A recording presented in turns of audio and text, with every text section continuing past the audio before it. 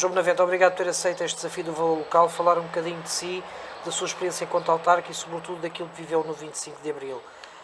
Já sei que foi membro da Comissão Administrativa da Junta de Freguesia durante alguns anos, penso que foi no pós-25 de Abril. Como é que foi essa primeira experiência de lidar com o poder autárquico na altura?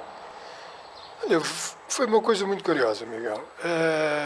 Eu trabalhava em Lisboa, portanto trabalhava perto de Algés, levantava-me todos os dias às 5 horas da manhã e chegava a casa às 9 da noite. E um dia, portanto um sábado, nós estávamos a trabalhar, porque se estava a aproximar a época do Natal e nós produzíamos esquentadores e aquecedores, e estava a chegar a época do Natal e trabalhávamos ao sábado, portanto, para fazer horas extraordinárias para aumentarmos a produção, para podermos satisfazer o mercado.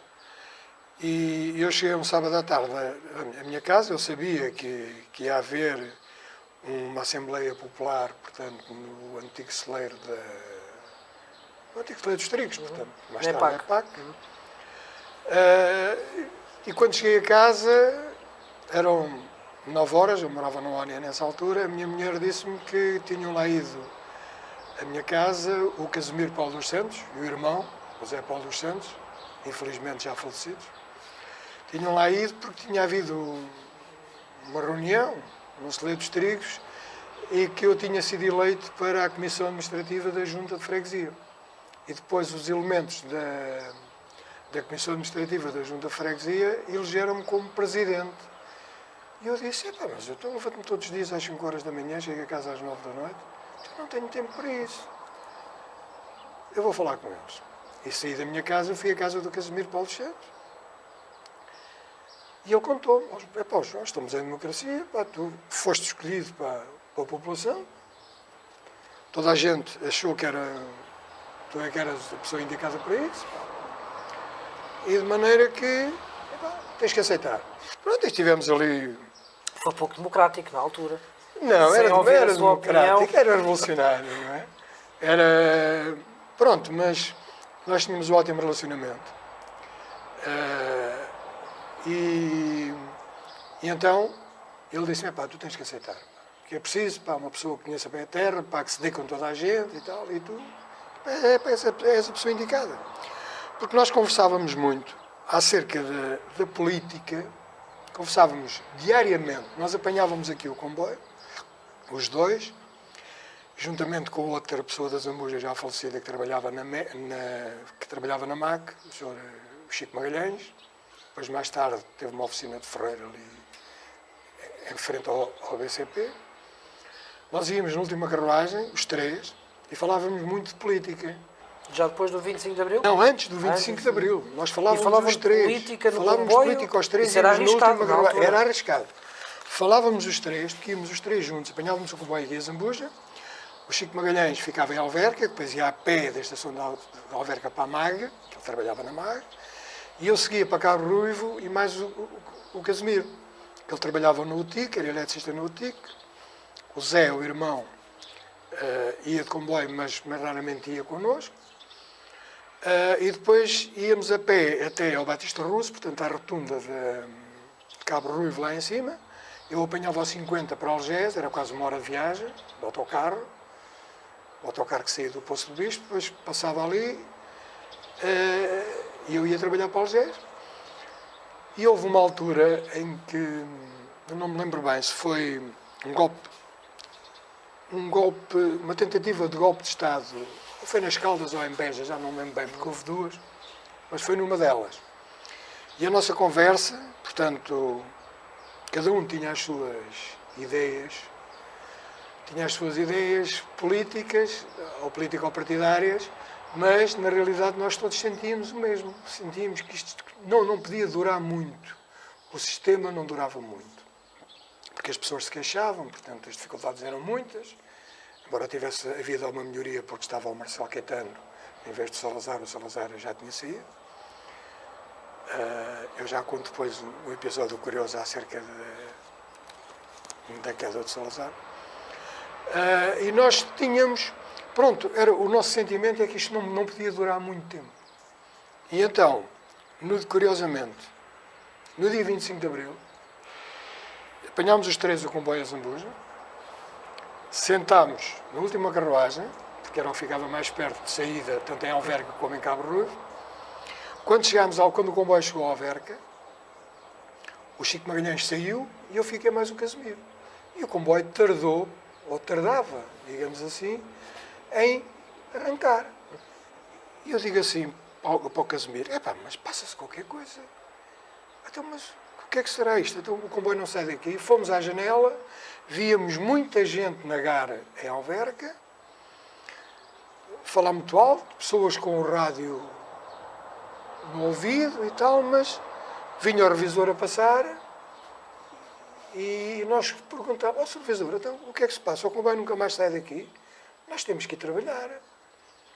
Eu não sei, ninguém me diz nada, não deixam sair daqui o comboio, ninguém me diz nada, mas não sei o quê, não sei o quê.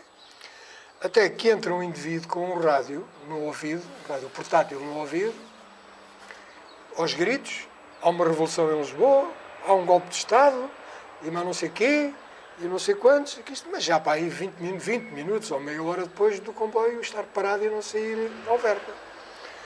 E nós ficámos ali na dúvida, espera aí, estão os militares na rua e tal, aquela história toda. Estão os militares na rua e tal. E eu disse ao Casimiro, eu tenho que ir trabalhar, então eu sou responsável da fábrica, tenho lá 130 pessoas ali, eu tenho que ir trabalhar. Diz o Casimiro assim, eu também tenho que ir trabalhar.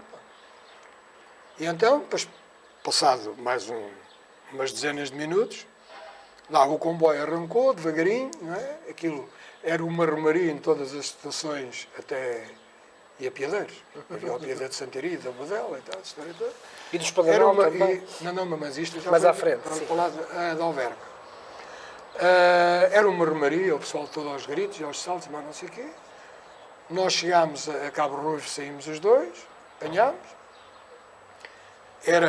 A romaria continuava, ainda mais intensa. Eu cheguei à fábrica, era para aí umas 10h30, 11 horas da manhã. E o pessoal, quando lá cheguei, portanto, o pessoal, nós não sabíamos o que é que havíamos de fazer. Entretanto, nós estávamos ali próximo da estrada que vai para o Alfarragide e para a Amadora, portanto, vimos uma coluna dos comandos, assim, na parte de cima. Houve muita malta que já não quis ir para lá, foi para a calçada da ajuda, portanto aquilo também era ali perto, portanto onde nós trabalhávamos era perto ali do parque de campismo. Houve malta que foi a pé para Caselas e depois para a ajuda e tal, lá para a porta do Regimento Lanceiros 2, onde eu fiz a tropa, da Polícia Militar. Mas pronto, foi assim, nós não estávamos a ouvir as notícias. Já havia aquela sensação que já não havia retorno a dar da Revolução e que estava implantado ou que tinha caído o regime? Não, naquela altura ainda era muito duvidoso duvidoso porque ainda não havia muitas notícias concretas. Pois, e com tantas tentativas de golpe de Estado, na altura vocês se calhar ainda pensavam, se calhar é mais uma tentativa, não é? Mais uma falhada. Tinha havido duas, duas. Portanto, recentes, uma em Beja e outra nas Caldas. E nós pensámos. Mas depois, à medida que as notícias se iam desenvolvendo, eu tenho a impressão que nunca vi tantos rádios portáteis. Na altura ainda não eram muitos, mas ainda não vi tantos rádios portáteis juntos como naquele dia, e naquela manhã, e naquela tarde, de 25 de abril de 74. Uma data realmente inesquecível. E pronto, e nós ficámos ali. Quem quis sair, saiu. Quem quis ficar, ficou. Mas a grande maioria dos trabalhadores lá da Ignis, portanto, ficámos porque ninguém sabia o que podia acontecer. Havia também ali uma fábrica da Providente onde trabalhava um indivíduo dos Casais da Lagoas, aqui em Mendoeira. Depois nós encontramos ali à porta, também não sabiam o que é que haviam de fazer. Havia ali uma série de fábricas juntas, pronto, e foi assim. Até termos a certeza que a Revolução Estava implantada, tinha consistência e que o país ia mudar. Falou-me há pouco da queda do Salazar, tinha um episódio curioso sobre Sim, eu estava na tropa, era a ordenança do comandante Lanceiros II, do Coronel Fontes Pereira de Melo, que mais tarde foi chefe da Casa Militar na Presidência da República, quando o General Costa Gomes foi Presidente da República. E a seguir ao almoço, o telefone direto do comando tocou, eu fui atender o telefone, era o quartel-mestre-general, a perguntar para o seu comandante, precisava de falar com ele. Eu disse que ele que estava na sala dos oficiais, que ia chamá-lo. E ele disse, então, era o Coronel Rebelo de Andrade. Nunca mais me esqueço, são coisas que nos marcam, episódios que nos marcam. Eu fui chamar o comandante da unidade e disse, olha, sou o Coronel Rebelo de Andrade, está ao telefone, tem muita urgência em falar com o meu comandante. Está bem, ele levantou-se e foi atender e diz-me assim, ó Benavente, entra aqui para o meu gabinete, porque pode ser que eu precise de ti. E eu ouvi o comandante da unidade, infelizmente já faleceu, o Coronel Fernando Maria Fontes Pereira de Melo, dizer assim, o quê? O António da Calçada caiu da cadeira? Porque nos meios militares o Salazar era conhecido por António da Calçada, porque ele estava na Calçada da Estrela. E também era conhecido pelo Botas, porque lhe chamavam o Botas porque ele usava botas, ele não usava sapatos, usava botas assim com meio cano e tal. E então, o quê? O António da Calçada caiu da cadeira? Epá, mas isso... Então, mas ele está mal e tal. Lá do outro lado, eu disse que sim. Está bem, pronto, eu vou já mandar tocar a rasca. Tocar a rasca é o alarme. Vou já mandar tocar a rasca. E diz-me assim, ó Benavente, vais à procura do oficial dia e imediatamente ele que toque. Que toca alarme. O oficial dia, nesse dia, passo o pleonasmo, era um grande amigo meu, que ainda hoje é, o Alfés Alexandre Batista, que foi um dos magriços, que era a defesa central do Sporting naquela altura. Não é? Era a defesa central do Sporting naquela altura, estava no oficial dia. E eu fui à procura do oficial dia e não encontrei o oficial dia. Andava à procura dele, e pá, o que é o oficial dia? E ninguém me soube dizer onde é que estava o oficial dia. E eu assim, pá, então, não encontro o oficial dia, tenho. Cheguei ao pé do Clarim e disse, ó Clarim, toca a rasca. Toca a rasca? Tu és maluco ou quê, pá? Tu agora vou tocar a rasca. Toca a rasca, pá. São ordens do comandante, toca a rasca.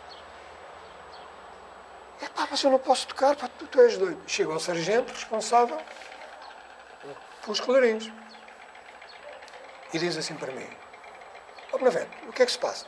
E eu disse-lhe a ele, é pá, tu conheces posto na tropa, eu sou o primeiro cabo, sou o teu superior, a responsabilidade é minha. Toca já a rasca. E foi nessa altura que o sargento, vai chamá-lo de sargento músico, o sargento veio e disse, ó militar, não ouves o nosso cabo Benavente?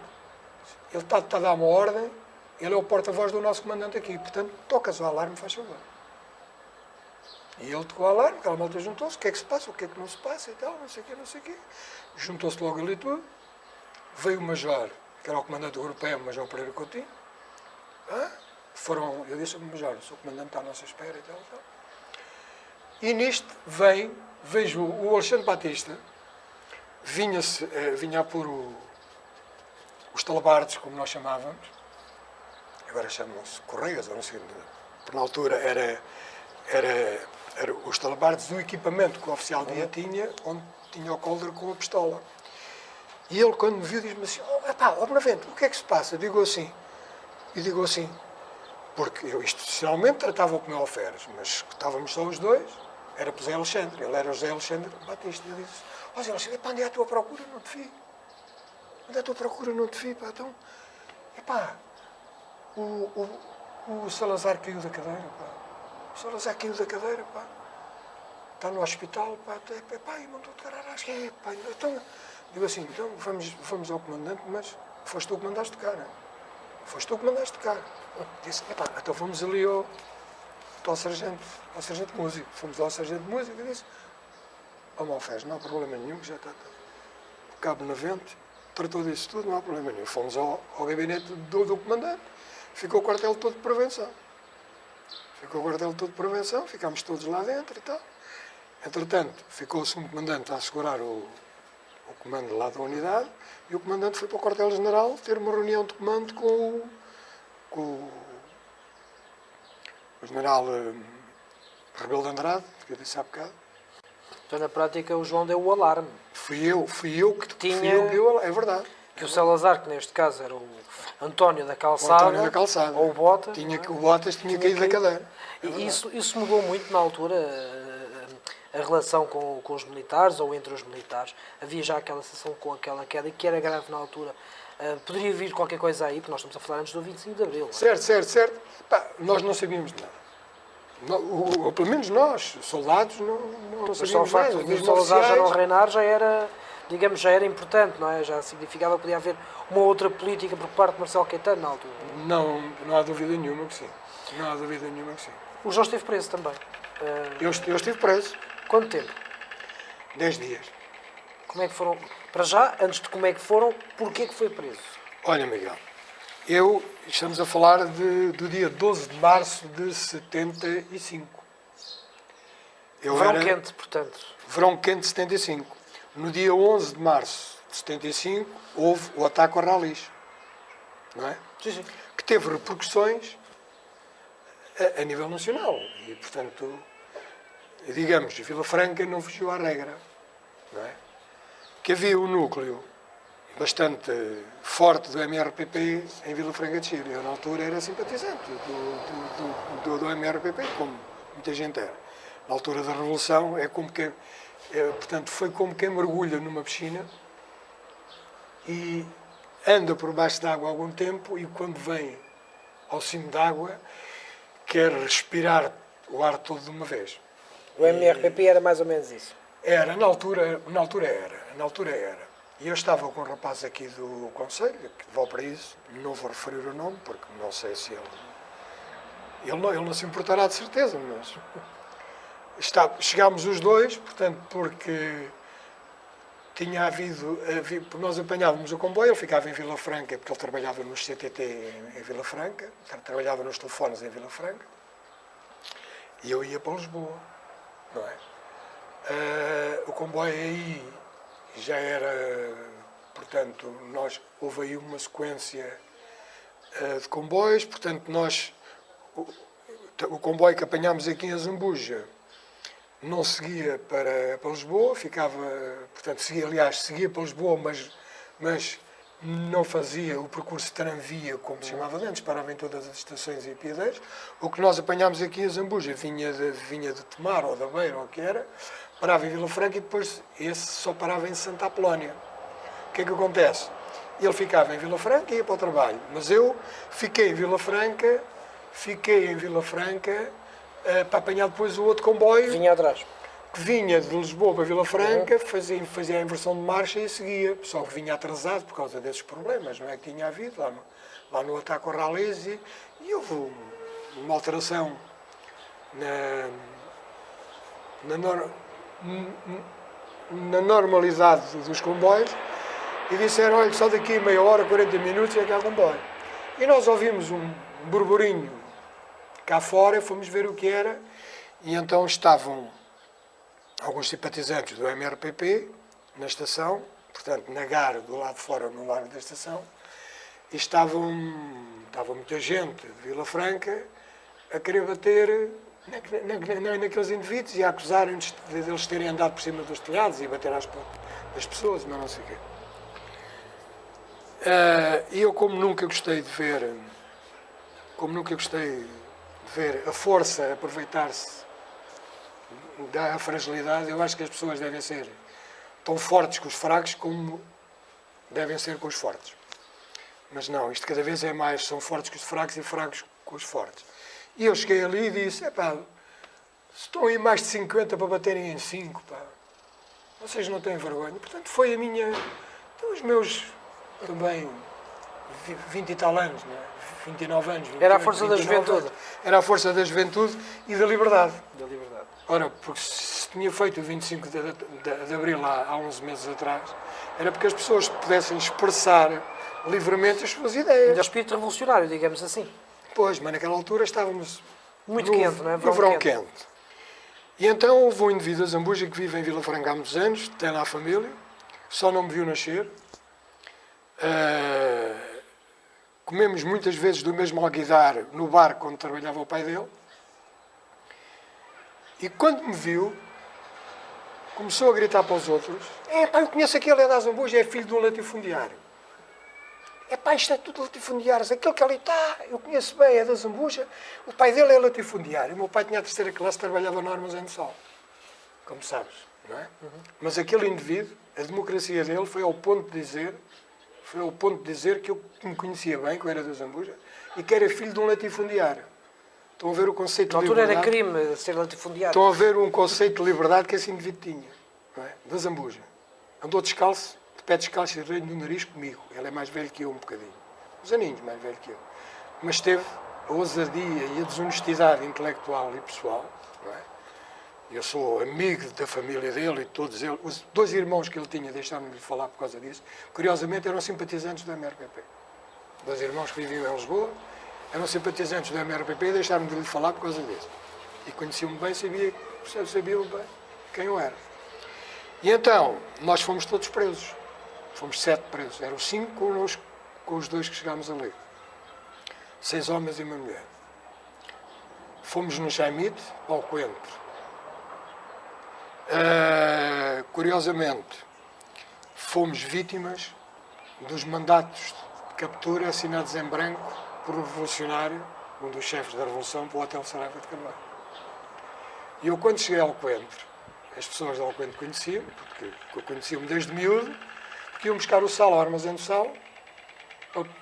Estranharam? Está lá o João? E viram-me ali e tal, e não sei o quê. E uma das coisas que nós tínhamos era não nos identificarmos. O diretor da prisão na altura, o Dr. António Luís Real de Oliveira, quando lhe foram dizer que eu estava ali preso, foi falar comigo e perguntou-me, então, mas o que é que estão aqui a fazer? Mas o que é que se passa e tal? E eu expliquei isso o que é. E ele ficou muito apreensivo, não é? Eu fui preso político. Estive em Alcoentro. Por dizer uma frase, basicamente. É verdade. Por ser acusado, por dizer que não era assim, porque estávamos a liberdade e que não eram 50 ou 60 para bater em cima, e porque fui acusado de um indivíduo de ser filho de um latifundiário, e depois veio o Copcom, portanto vieram os chaimites e trouxeram-nos para o Coentro. Pediram a minha identificação, eu nunca me identifiquei. Nós, passados 2 dias, ninguém se identificou. A minha mulher estava grávida de 8 meses, da minha filha mais nova.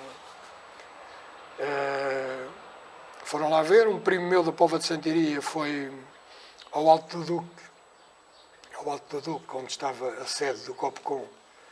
Foi lá apresentar também, ele tinha sido ferreal miliciano, tinha estado na Guiné, foi lá falar e foi pronto. Começou-se a mexer, digamos assim, porque era uma injustiça estarmos presos. Entramos em greve de fome no dia 14 e mantivemos em greve de fome até o dia 22. Estivemos 8 dias em greve de fome. Qual foi o sentimento que teve nos dias que lá esteve? Nesses 10 dias, o que é que pensava que ia acontecer? Porque era tudo muito novo, estávamos em Revolução, não é? Não se sabia. Um mandato de captura em branco é uma coisa estranha nos dias de hoje. Na altura seria eventualmente uma coisa mais banalizada, não é? O que é que vos passou pela alma naqueles dias? Várias coisas. Passaram-nos várias coisas. Passaram-nos várias ideias pela cabeça, mas com a firmeza que nós estávamos, nunca, portanto, a mulher que foi presa era professora na escola de Vila Franca. Era professora na escola de Vila Franca. Foi presa, foi para as Caldas da Rainha e o marido também estava connosco, também foi preso.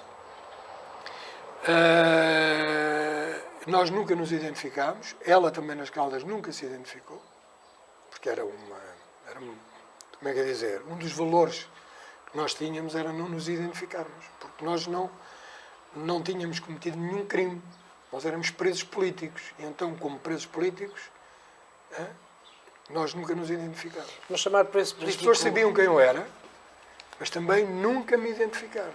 João, mas chamar preso político no pós-25 de Abril é uma coisa estranha, não é? Porque nessa altura... Ainda hoje há presos políticos. Em Portugal? Foi. Acha que há presos políticos Eu acho que sim. Nós estamos a falar do Sócrates ou nem por isso? Nós estamos a falar só do Sócrates. Há presos políticos em Portugal. Depende de cada um.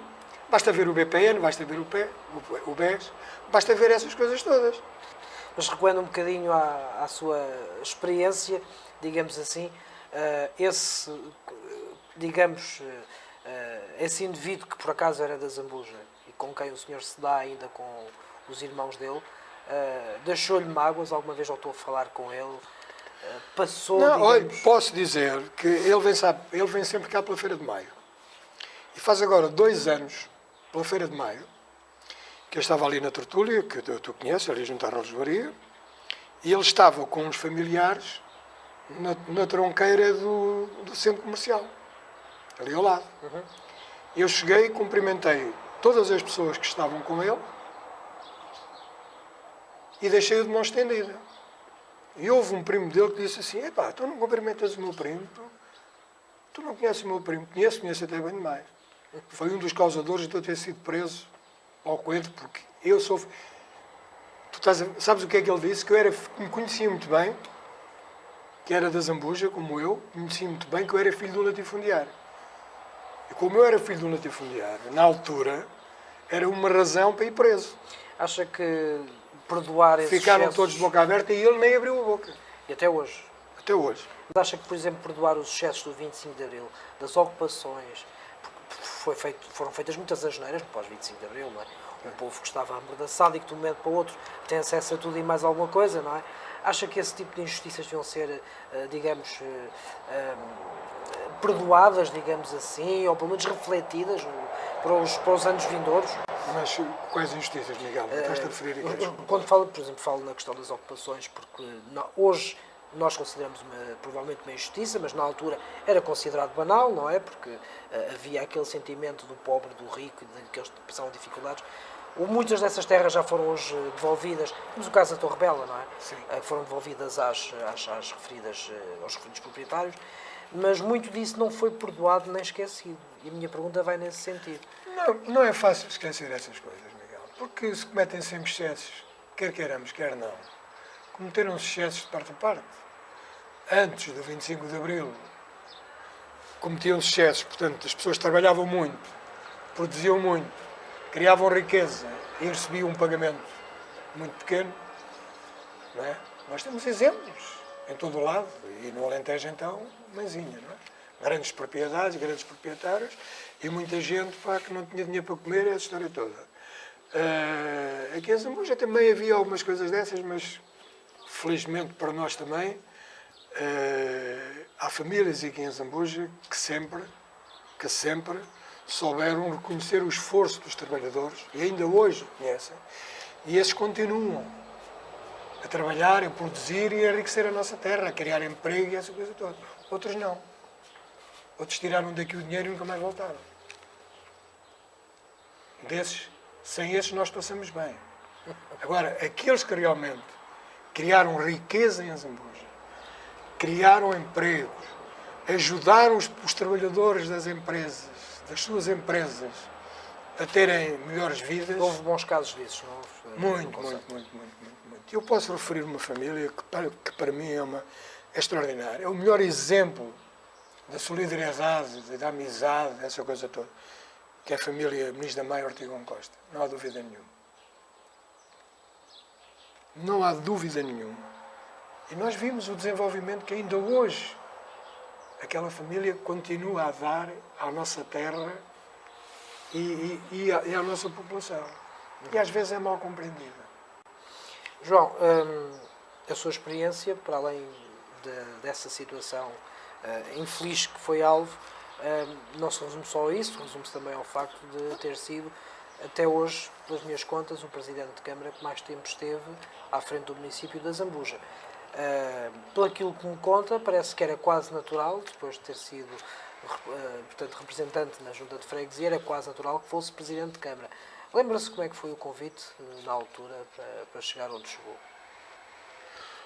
Olha, Miguel, eu não fui a primeira pessoa a saber que ia ser candidato à Câmara em 1985. Eu posso contar como se fosse hoje. Eu vinha de Lisboa, no início do ano, 85, vinha no comboio que era habitual, e vinha um amigo nosso, aqui da Zambuja, que trabalhava nas finanças em Moscavide, o Beto Azevedo. Vinha no comboio, na doutora Moscavide e tal, vinha. Eu vinha, como vinha praticamente todos os dias, com um grupo de malta a jogar à Bisca de 6, que íamos apanhar o comboio a Santa Apolónia, vínhamos a jogar à Bisca de 6, e chegávamos aqui à Zambuja, portanto o comboio seguia para Tomar, e nós vinhamos assim. E quando nós acabámos o jogo e nos levantámos, estava o Alberto Azevedo, vinha encostado ao varão, E eu cheguei ao pé dele, cumprimentei, estás bom, Beto, e tal. Disse, mas é, João, estás, pá, ainda bem que te vejo, pá, parabéns, pá. Digo assim, parabéns de quê? Eu não faço ano. Já sei que vais ser o candidato do PS à Câmara da Azambuja. Foi, para mim, digo com toda a sinceridade, na altura foi uma bomba, porque nunca me tinha passado pela cabeça. Nunca me tinha passado pela cabeça. Digo assim, estás a brincar comigo? E diz-me ele assim, não, pá, olha que já me garantiram. Tu és o candidato do PS à Câmara da Azambuja. Eu disse, pá, não brinques comigo. Então. Não brinques comigo. E eu fiquei assim, ele disse, olha, já me disseram. Também não lhe perguntei quem tinha dito. Só que, no final de semana, houve uma reunião da Comissão Política do PS e convidaram-me para eu ir à sede do PS. Eu, na altura, já era militante do Partido Socialista. E eu fui. E estavam, olha, o antigo dono desta casa. Estava o Amadeu Bastos Lima, estava o Dom José Massarrão, o Vítor Agostinho, o Dom José Alexandre, estava uma série de malta, portanto, o Francisco, agora passa-me o nome, da Aveiras de Baixo, estava a malta do Conselho todo. E disseram, ó João, olha, tivemos uma reunião, pá, para te dar conhecimento, pá, que foste o escolhido para... não, disseram-me assim, ó João, epá, nós estamos aqui a ver que há aí umas 4 ou 5 pessoas, pá, já foram faladas aqui em 4 ou 5 pessoas, pá, para serem o candidato do PS às eleições em dezembro e tal. Epá, gostávamos de ouvir a tua opinião. O que é que tu achas? Pá, quem pode ser, quem não pode ser e tal, mas não sei o quê. E eu digo assim, pá, vocês estão-me a apanhar assim um bocadinho de coisa e tal. Mas olha, falei em 2 ou 3 nomes, não interessa. E disseram assim, pá, não sei, não sei o quê. Olha, o nosso escolhido és tu. Eu disse, eu? Epá, vocês estão a brincar, então espera aí, então agora já percebo porque é que me fizeram esta conversa assim. Vocês lançaram o meu nome por aí e tal. Diz ele assim, olha, nem te passa pela cabeça a aceitação que o teu nome tem. Era a sondagem, portanto. É verdade. Quer dizer, eu fui o último a saber. Isto é verdade. Isto foi assim. Foi quase como, tem o Beto Azevedo que pode dizer isso. Foi quase como foi na altura para a junta de freguesia, não é? Quer dizer, foi o último a saber. Foi o último a saber. Foi o escolhido. É verdade, foi o último a saber. E alguma vez fez planos para ser candidato à Câmara, ser Presidente de Câmara ou ser Presidente de Junta? Sempre tive esses planos? Nunca, Miguel. Casual. Nunca, Miguel. Nunca me propus para nada. Fui sempre convidado. Nunca me pus amigos de pés para nada. Não é a minha maneira de ser. Mas também nunca tinha aspirado a se candidatar a... Nunca tinha aspirado. Nunca tinha aspirado porque, olha, eu trabalhava em Lisboa, levantava-me às 5 da manhã, chegava a casa às 9 horas da noite. E por meio ainda treinava os miúdos do atletismo. Aqui no GDA? No GDA. Miúdos dos 4 aos 17 anos, chegámos a ter 60. Portanto, tinha uma vida preenchida. Uma vida preenchidíssima. Mal tinha tempo para os filhos e para a mulher. Hoje não podemos dizer aqui, em jeito de gracejo, que o João correu com o Cavaco Silva, literalmente. É verdade, sim, senhor. Nunca conseguiu correr com ele, Presidente da República, nem Primeiro-Ministro, mas correu ao lado dele. Corri ao lado dele. E tenho um documento que é curioso. Olha, se eu me lembrasse, tinha-o trazido, mas tenho lá em casa. O António Arões de Carvalho, que foi atleta do Benfica na mesma altura que eu fui atleta de Sporting, e que o Cavaco Silva foi, que é mais velho que eu, mas ele já era júnior quando eu era cadete. Quando eu fui para o Sporting em 61, ele já corria no CDU. E tenho lá um documento que o António Arões de Carvalho, que era jornalista do Record, ele ainda continua a escrever para a revista Atletismo e essa coisa toda. E ele ofereceu-me uma cópia de um dia de provas no Estado de Alvalade, em que eu ganhei os 250 metros e o Cavaco Silva ficou em segundo nos 110 metros barreiras. É verdade. Ele era atleta do CDU, juntamente com os atletas, o Fonseca e Costa, uma série, o Jorge Soares, que foi recordista nacional dos 100 metros, e mais não sei o CDU tinha uma grande equipa também. O Fernando Mota, e isso tudo. E de maneira que eu corri com ele. Corri com ele, aliás, corri na mesma altura que ele, mas nunca fiz nenhuma prova direta com ele. Mas de algum tempo, Porque ele era de categoria a seguir à minha, devido à idade. em alguma altura Não que pensou fosse em... melhor atleta que eu, mas não era mais velho que eu. Era mais velho. Mas alguma vez quis correr com ele? Não, não quis correr com ele. Eu nunca quis correr com ele. Nunca votei nele. Teve de resto uma boa relação com ele enquanto foi Presidente de Câmara. Tive, sim senhor. Ele veio cá algumas vezes ao Conselho da Zambuja. Veio cá algumas vezes ao Conselho da Zambuja enquanto eu era Presidente de Câmara. Também foi colega do Jerónimo de Sousa. Trabalhei com o Jerónimo de Sousa, trabalhei na MEC em 1961. Trabalhei na MEC com o Jerónimo de Sousa. Andei na escola, na escola noturna, na Afonso Domingos, com o Jerónimo de Sousa. Depois viemos para Vila Franca, para a Escola Industrial e Comercial de Vila Franca. Também andámos juntos aqui na Escola Industrial e Comercial de Vila Franca. Foi a primeira vez, e foi ele que me alertou e que me disse uma coisa. Eu já trabalhava na Presmalte e ele trabalhava na MEC. Ele apanhava o comboio em Santiria e eu apanhava o comboio na Póvoa de Santiria. Às vezes há pessoas que fazem confusão. E nós andávamos aqui na Escola Comercial Industrial em Vila Franca. E já sabíamos qual era a carruagem que nós e encontrávamos sempre. Ele vinha de Santiria, eu entrava na Póvoa e ia-me sentar ao pé dele. Normalmente saía muita gente lá na Póvoa e havia lugares ali. E depois íamos para a escola. Nós tínhamos aulas no Tribunal Velho, no Hospital Velho, e tínhamos oficinas ao pé dos celeiros, com o Mestre Vieitas. Tínhamos eletricidade lá no Comércio de Vieitas. Tive um professor, somos amigos, o Zé Seitil, portanto, de Vila Franca. Também, curiosamente, era do MRPP, coisas especiais. E entretanto, houve uma altura, nós saímos os dois em Vila Franca, saímos na porta principal da estação, íamos comer qualquer coisa. Ali eu não me lembro agora o nome, onde é o tribunal, portanto, hoje é um museu, não é? Hoje é um museu, não é? Museu ou biblioteca, é museu. Penso que é museu. Museu. Havia ali um restaurantezinho, um snack bar, como se diz agora, precisamente ao lado, portanto, em frente onde é hoje a sede, onde é hoje, não, onde passou a ser a sede do Partido Comunista no 25 de Abril.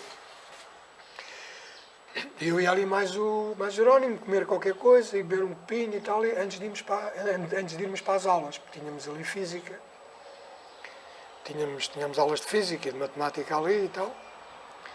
E então eu comecei a ver habitualmente dois indivíduos na parte de dentro da estação, um de cada lado da porta. E um dia, quando nós saímos, vinhamos a chegar ali ao pé do Ribatejano, ali do Café Ribatejano, e digo assim ao Jerónimo: epá, quando a gente sai daqui estão sempre ali aqueles dois indivíduos. E ele olhou para mim e diz-me assim: tu já reparaste nisso, João? Eu digo assim: já. Diz ele assim: epá, então olha. Então olha, então é melhor uma coisa. Aquilo não é por ti, é por mim. Aqueles indivíduos não estão ali por ti, estão ali por mim. Portanto, ó João, a partir de hoje, nós não vimos dois juntos. Eu disse: mas porquê? Epá, não te posso dizer. Ele não me disse. Só me disse: a partir de hoje não podemos vir os dois juntos. Era malta da PIDE. Mais tarde eu vim a saber que eles andavam em cima do Jerónimo, porque eram da PIDE e sabiam que eu não sabia o que o Jerónimo... Eu sabia as ideias do Jerónimo, mas o Jerónimo nunca me disse que era do Partido Comunista. Nunca me disse, nem tinha que me dizer.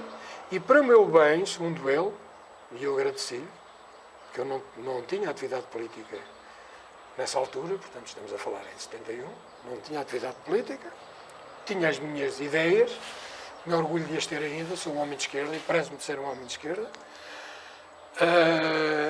Talvez por outra razão, por outras razões, ser filho de quem sou, também pessoas que sofreram, ter muitos anos da Póvoa de Santiria, tive um encarregado durante 5 ou 6 anos, tinha estado preso no Aljube e no Forte de Peniche com o Álvaro Cunhal.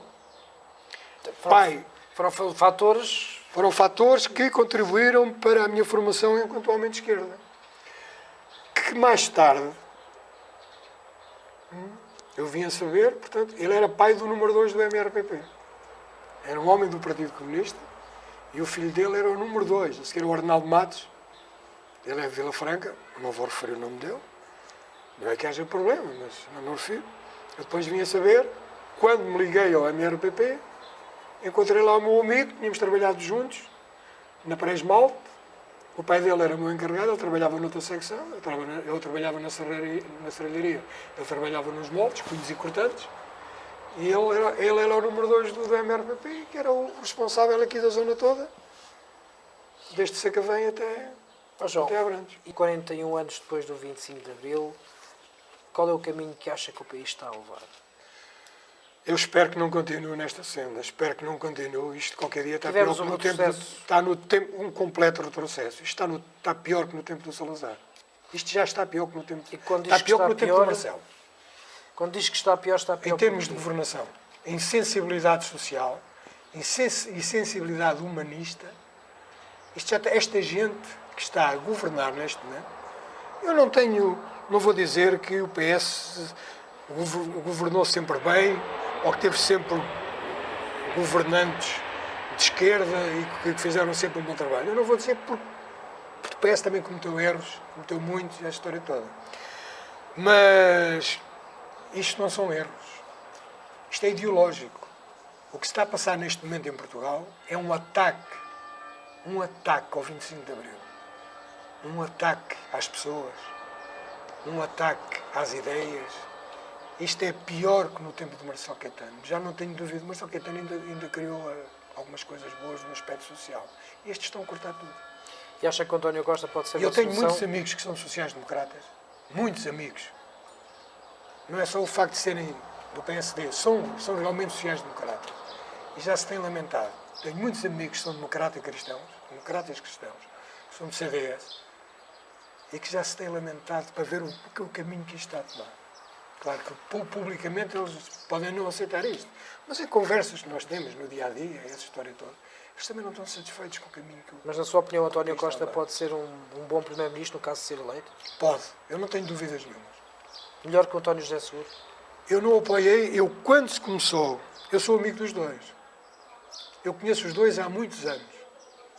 Sei o que cada um deles vale. Penso eu que sei o que cada um deles vale. E sei que qualquer um deles dá um bom primeiro-ministro. Não tenho dúvidas nenhumas.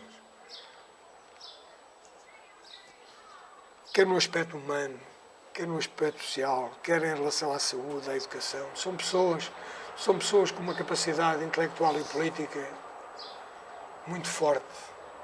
E o aspecto social para eles é importante, o aspecto humanista para eles é importante. E saberão governar este país.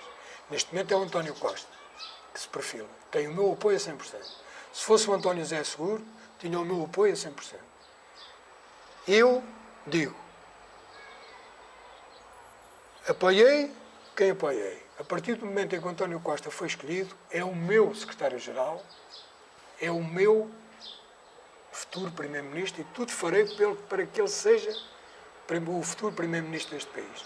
Porque eu acho que ele tem capacidade, como o António José Seguro também tinha, cada um à sua maneira, um mais veemente, mais firme, o outro mais soft, mais moderado, mas cada um deles tinha capacidade e tem capacidade para liderar um governo neste país. Espero que o António Costa se saiba rodear das pessoas certas, não é? Continue que faça um trabalho, quando for Primeiro-Ministro, como fez na Câmara de Lisboa, que eu sei que ele fez um excelente trabalho, na Câmara de Lisboa. É uma pessoa séria, uma pessoa honesta, é uma pessoa que se interessa pelos problemas dos portugueses e está a trabalhar num projeto, aliás, já apresentou um projeto para a década que está excepcional em todos os aspectos.